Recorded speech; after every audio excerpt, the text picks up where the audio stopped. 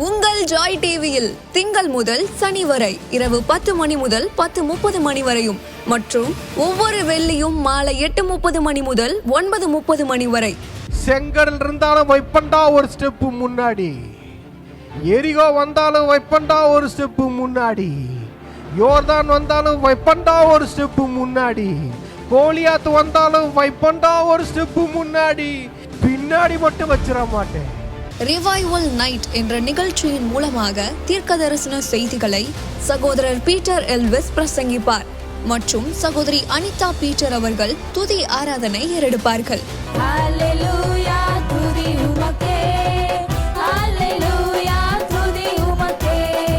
மனிதர்களின் வார்த்தையால் பாதிக்கப்பட்டது போதும், கடவுளின் வார்த்தையால் பாதிக்கப்படுவோம் வாருங்கள். நமக்குள் இருக்கும் இயேசு கிறிஸ்துவை உலகத்திற்கு காட்டும் நேரம் இது.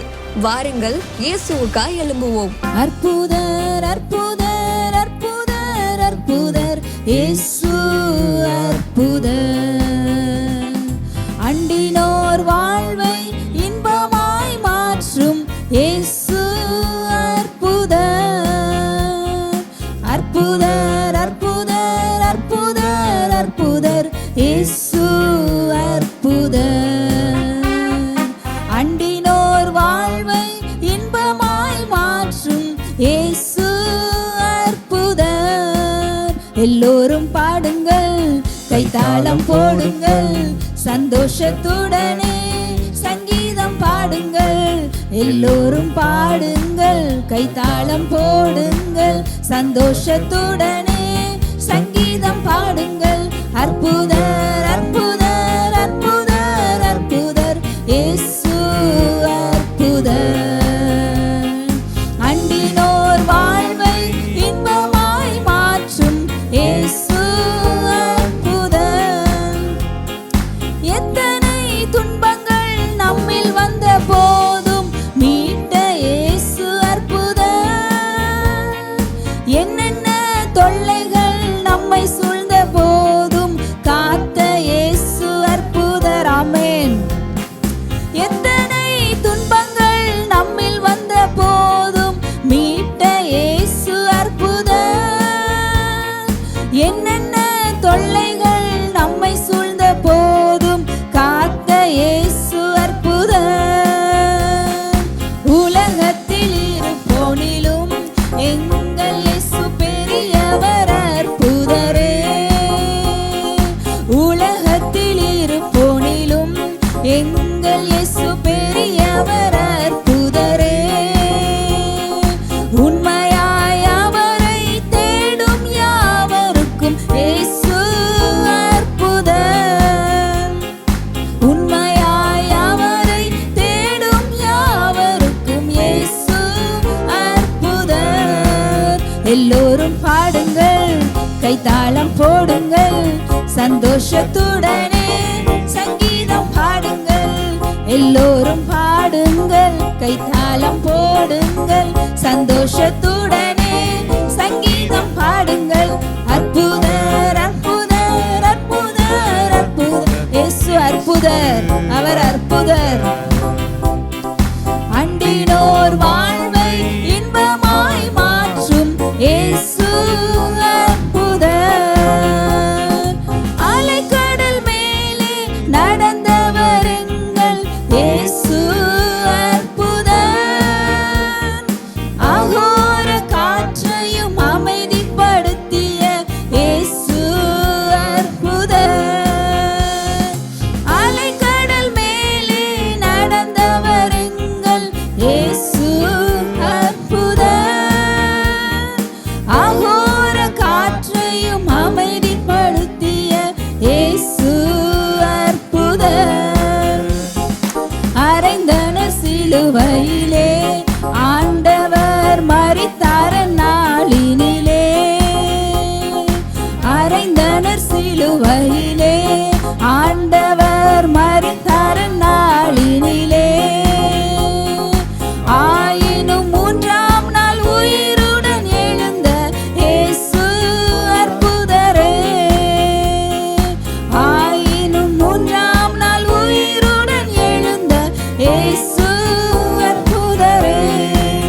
எல்லோரும் பாடுங்கள், கைத்தாளம் போடுங்கள், சந்தோஷத்துடனே சங்கீதம் பாடுங்கள்.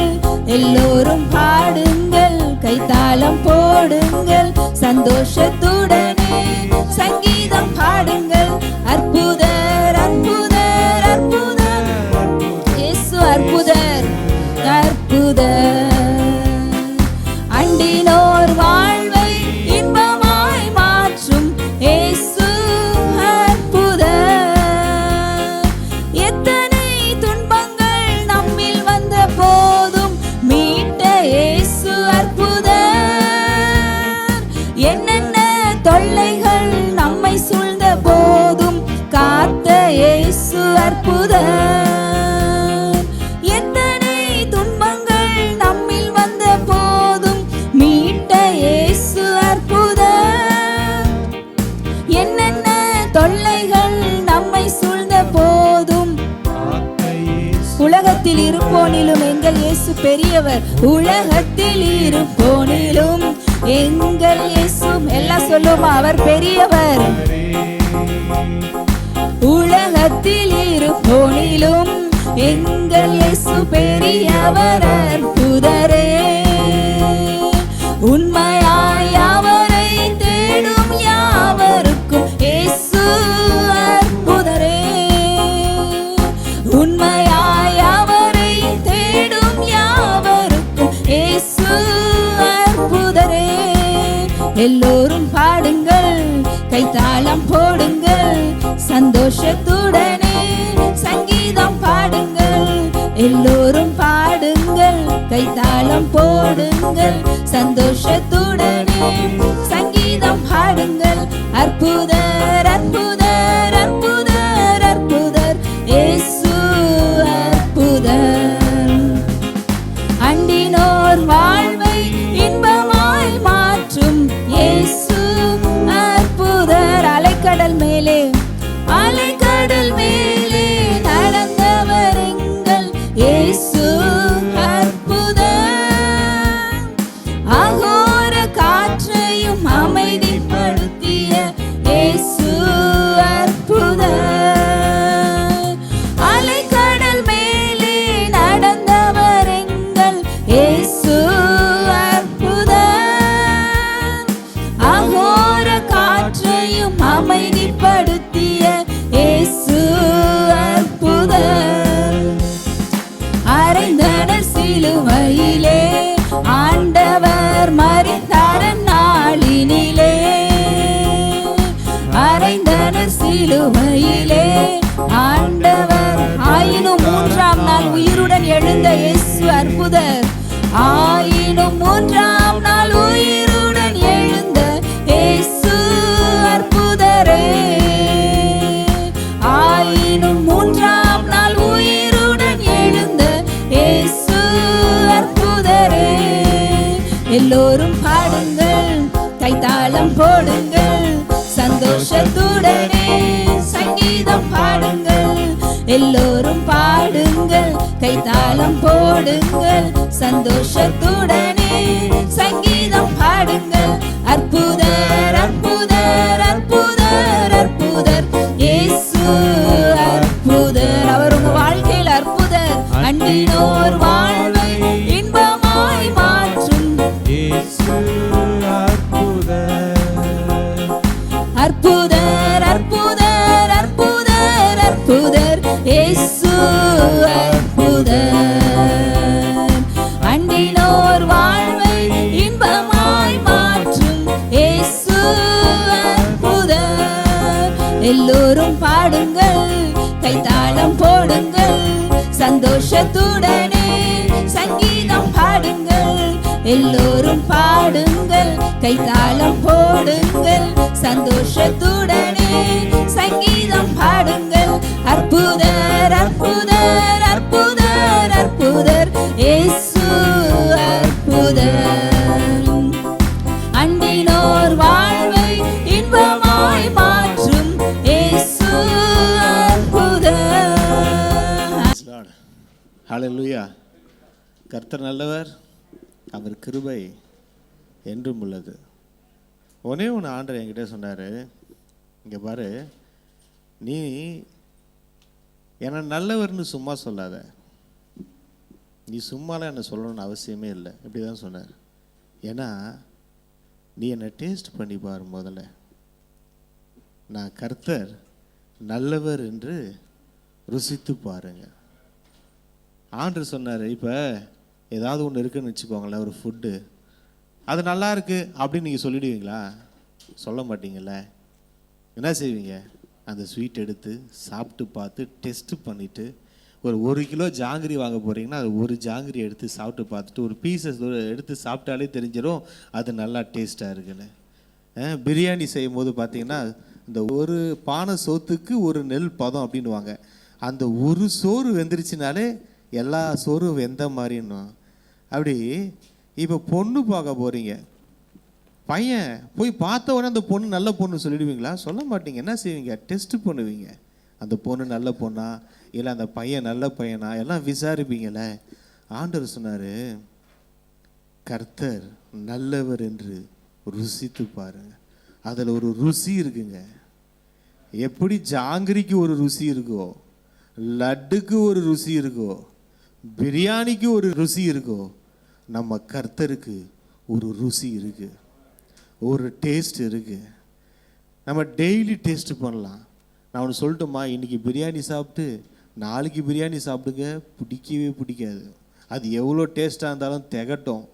ஒரு ஸ்வீட்டை இன்றைக்கி சாப்பிட்டுட்டு திரும்ப அந்த ஸ்வீட்டை ஒரு 2 நாள் 3 நாள் சாப்பிட்டு பாருங்களேன், என்ன தான் உங்களுக்கு பிடிச்ச ஸ்வீட்டாக இருந்தாலும் அது திகட்டும். ஆனால் இந்த ஆண்டவர் இருக்கிறார்ல, நீங்கள் உட்காந்து பாருங்கள், தொடர்ந்து 40 நாள் உட்காந்தாலும் அவர் திகட்டவே மாட்டார், இன்னும் உட்காரணும் போலேயே இருக்கும்.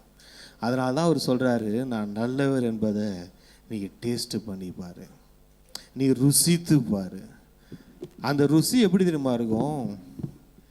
இன்னைக்கு பார்ப்பீங்க ஒரு பாதுகாக்கிற ருசி தெரியும், நாளைக்கு பார்ப்பீங்க உங்களை அரவணைக்கிற ருசி தெரியும், நாளான்னைக்கு பார்ப்பீங்க உங்களை ஆசீர்வதிக்கிற ருசி தெரியும், அதுக்கு மறுநாள் பார்ப்பீங்க உங்களோட கூட நிற்கிற ருசி தெரியும். இந்த ருசி ஒன்று ஒவ்வொரு மாதிரி இருக்கும். அதனால தான் ஆண்டவர் சொல்கிறாரு, ஆண்டவரோடு உள்ள வாழ்க்கை எனக்கு போர் அடிக்குதுங்க.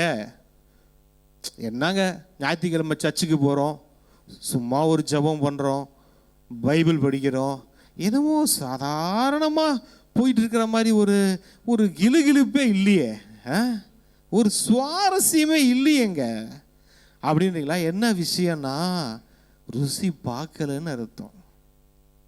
ருசி இல்லாத பதார்த்தங்களை யாராவது சாப்பிடுவாங்களா சொல்லுங்க? வாயில் எடுத்து வைக்கிறீங்க, சப்புன்னு இருக்கு, என்ன செய்வீங்க?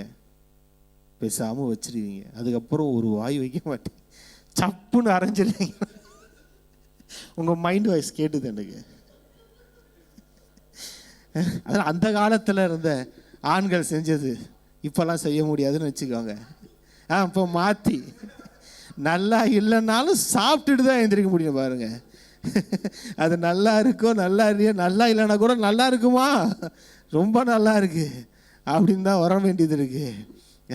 ருசி இல்லாத பதார்த்தத்தை நம்மளால் தொடர்ந்து சாப்பிட முடியாது. ஆண்டவர் நம்மக்கிட்ட ஒரு சேலஞ்ச் பண்ணுறாரு. நீ சேலஞ்ச், அதாவது இந்த கிவிங்கில் சேலஞ்ச் பண்ணுவார். நீ கொடுத்தினா வானத்தின் பலகணிகளை நான் திறந்து உன்னை ஆசீர்வதிப்பேனா ஆசீர்வதிக்க மாட்டேனா செக் பண்ணிக்கோ அப்படின்னு சொன்னார். பார்த்தீங்களா? அந்த மாதிரி சேலஞ்ச். என்ன தெரியுமா?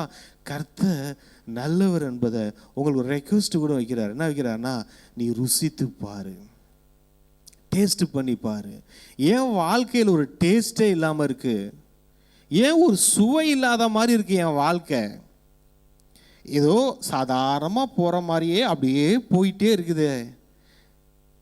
ஒரு சுவாரஸ்யம், ஒரு த்ரில்லிங்கு, இந்த மாதிரி எதுவும் நடக்கிற மாதிரியே இல்லைங்களே அப்படின்றீங்களா? கொஞ்சம் சாப்பாட்டில் உப்பு, காரம், புளி இதெல்லாம் சேர்த்து சோவர மாதிரி ஆவியானவர், பிதா, ஆண்டவராகிய இயேசு கிறிஸ்து இவங்களோட சேர்ந்து வாழ்ந்து பாருங்க, அந்த சுவை உங்களுக்கு தெரியும். ஆண்டவர்கள்ட்ட சொன்னது அதுதான், என்ன ருசித்து பார்க்க சொல்ல. ஆனால் நம்ம இன்னைக்கு என்னென்ன பண்ணுறோம்? எத்தனையோ காரியங்களை ருசிக்கிறோம், இன்னைக்கு தேவையில்லாத காரியத்தை, என்னைக்கோ நடக்க போகிற காரியத்தை உட்காந்து யோசித்து கொண்டு இருப்போம்.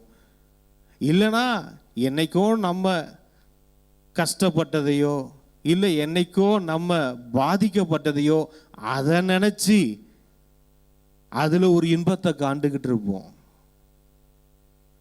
ஆண்டவர் சொல்கிறாரு, நான் உனக்கு நல்லவர். ஹல்லேலூயா. எல்லா பகுதிகளிலேயும் நான் உனக்கு நல்லவர். நீ ருசித்து பார்க்க பார்க்க பார்க்க தான் தெரியும். ஒரு ஹோட்டலுக்குள்ளே போய் அதில் இருக்கிற பதார்த்தங்களில் எல்லாத்தையும் ஒன்று ஒன்றா நீங்கள் டேஸ்ட் பண்ணால் தான் தெரியும் அந்த ஹோட்டலோட குவாலிட்டி. அந்த ஹோட்டல் உங்களுக்கு ஒரு சாப்பாடு இல்லை, பல சாப்பாடாக ஆயத்தம் பண்ணி வச்சிருக்கு. அந்த ஹோட்டல் உங்களுக்கு ஒவ்வொரு நாளுக்கும் வெரைட்டிஸாக தரும். இன்னைக்கு ஒரு ஸ்பெஷல் போர்டு வைக்கும், ஹெவன்லி ஹோட்டலை சொல்கிறேன். நாளைக்கு ஒரு போர்டு வைக்கும். நாளான்னைக்கு அந்த சமூகத்தில் போய் உக்காருவீங்க. உட்காரும் போது பார்ப்பீங்க, என்னது இன்னைக்கு ஸ்பெஷல் இத்தனை இருக்கா அப்படின்னு பார்ப்பீங்க.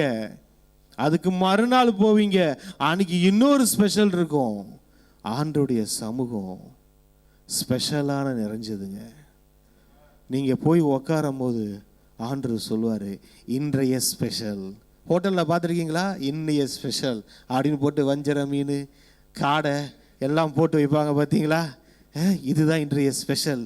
இந்த ஹோட்டலில் ஆண்டவர் அந்த மாதிரி ஒவ்வொரு நாளும் நமக்கு ஸ்பெஷலை எழுதி வச்சு காத்து கொண்டு இருக்கிறார். என் புள்ள வருமா? இந்த ஸ்பெஷலோடு நான் வெயிட் பண்ணிக்கிட்டு இருக்கேன். நீ வருவியா? என்னை ருசிச்சு பார்க்க வருவியா?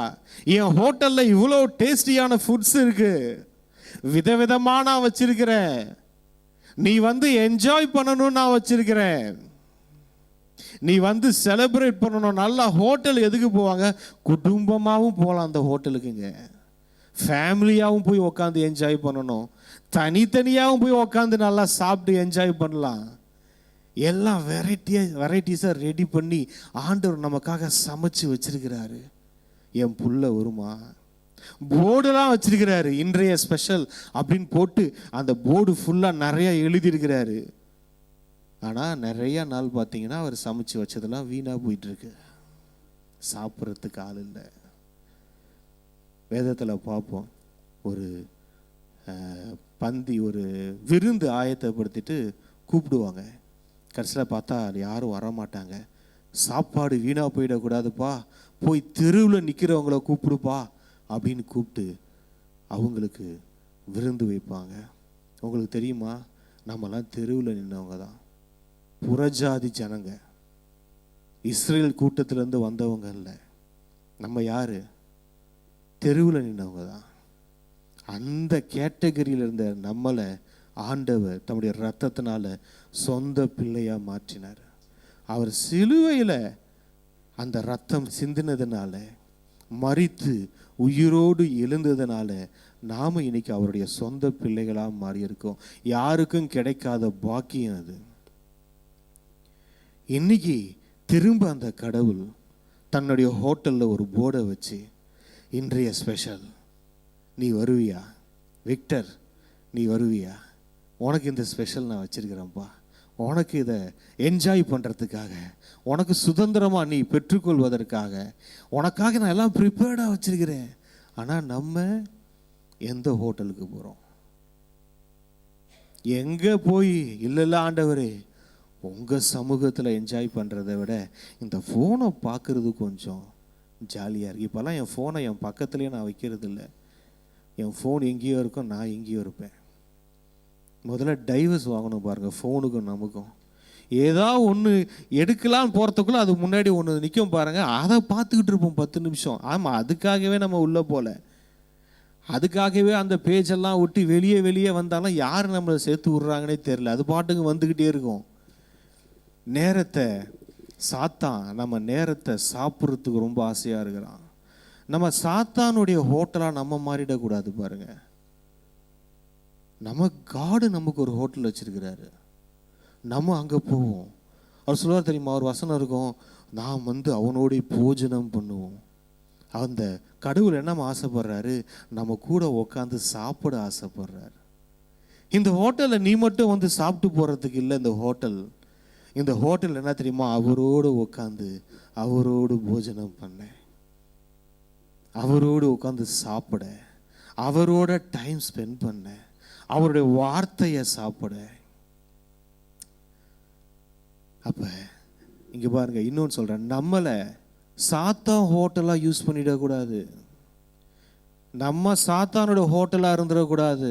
அவன் இங்கே வந்து வாசம் பண்ணிக்கிட்டு அவன் நம்ம கிட்ட இருக்கிற ஃபுட் எடுத்து சாப்பிட்டு இருக்கக்கூடாது. அவனுக்கும் நமக்கு சம்பந்தம் இல்லை. நம்ம யாரு?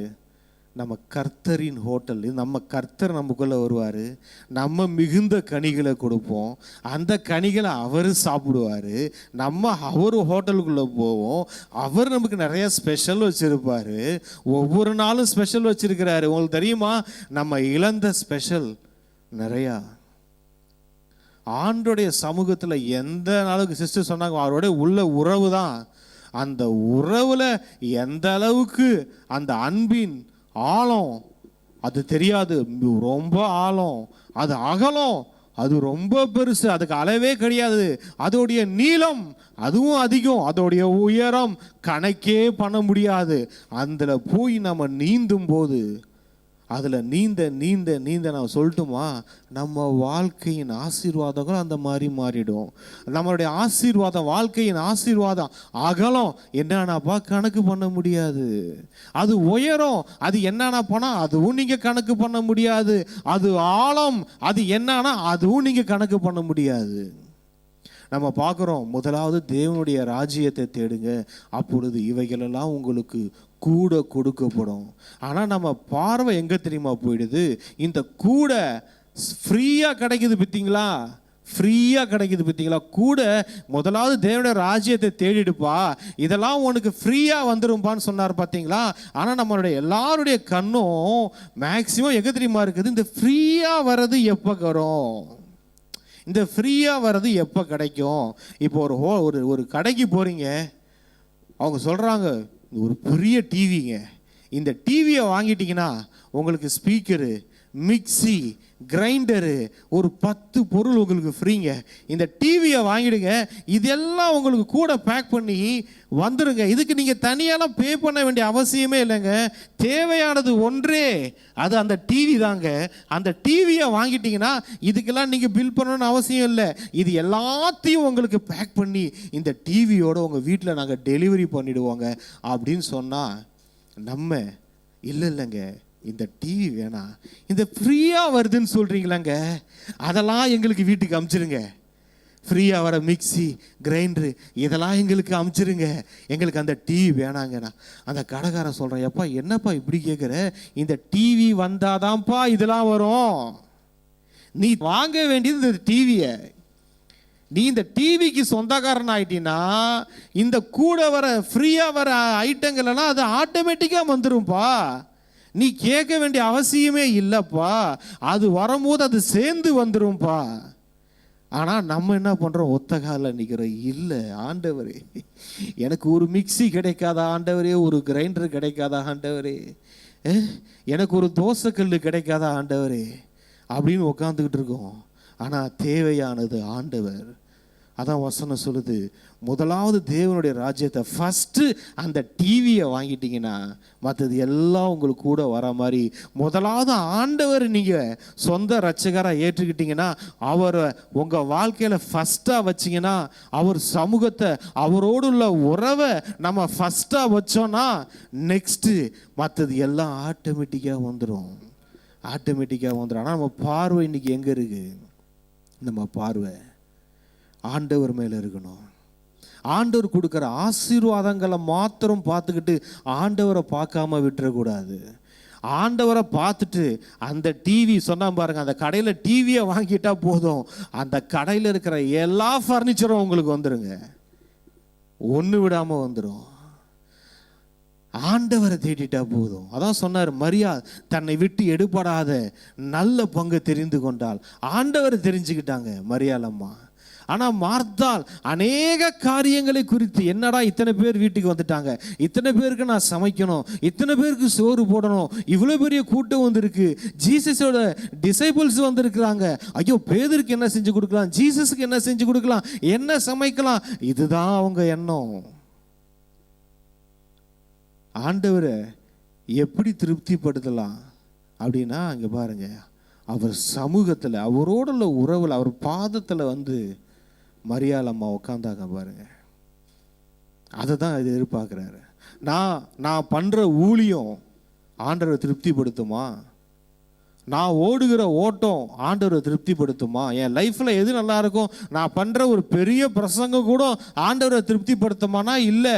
நான் செய்கிற ஒரு மிகப்பெரிய ஊழியம் அது ஆண்டவரை திருப்திப்படுத்துமானா இல்லை.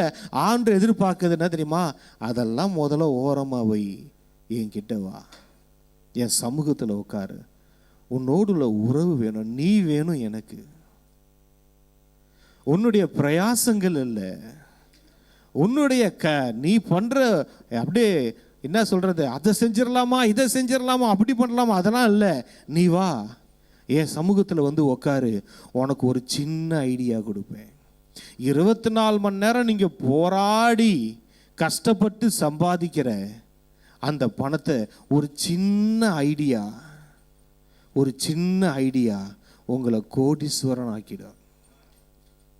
ஒரு ஆஃபீஸில் நீங்கள் ஒர்க் பண்ணிட்டு இருக்கீங்க, அந்த ஆஃபீஸ்க்காகவே உழைச்சிக்கிட்டு இருக்கீங்க, கஷ்டப்படுறீங்க, எல்லாம் சரிங்க, நாளெல்லாம் அங்கேயே போகிறீங்க, ஏதோ ஒரு காரியம்னு வச்சுக்கோங்க.